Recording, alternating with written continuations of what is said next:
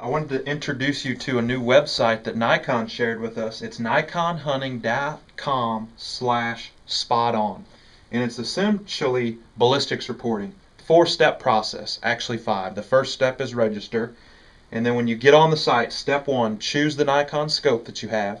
Step 2 is choose the gun and the ammunition, and if it's a muzzleloader, which is what we're doing right now to try to figure out bullet drop and compensation, you choose the powder or the charge.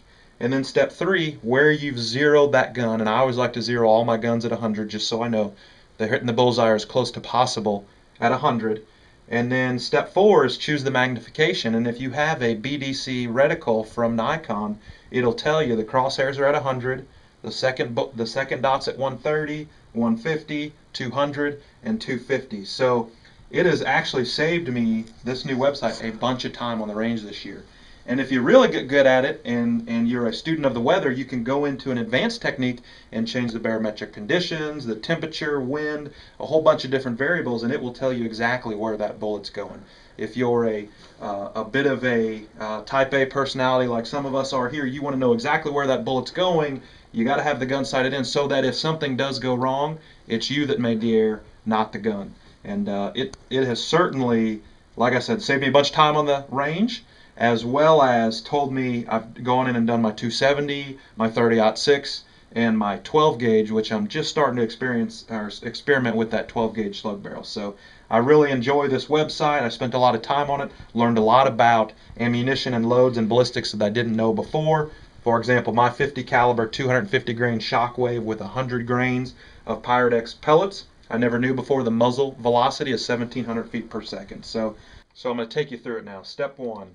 I'm choosing the scope. It's a scroll down menu, Omega 3x9 BDC 300. I've got a 50 caliber muzzleloader. It's organized chronologically: rimfire, centerfire, muzzleloader, and then shotgun. The bullets we use are Thompson Center Shockwaves. Shockwave Sabot 250. I use 100 grains. And then the zero distance, like I said, I always like to have it at 100. And the target distance 100. You press fire. I think we got him. I always like to have the scope magnification at 9. If you choose something different, you can actually scroll it down to 3. And it actually changes these numbers over here as far as where the bullet's going. I like it at 9, so that's something that I learned. The magnification changes where each one of these distances are centered. So 100 is 0, first one's 130, second opening or circles 155, 202, 252. Have a lot more confidence shooting that muzzleloader now.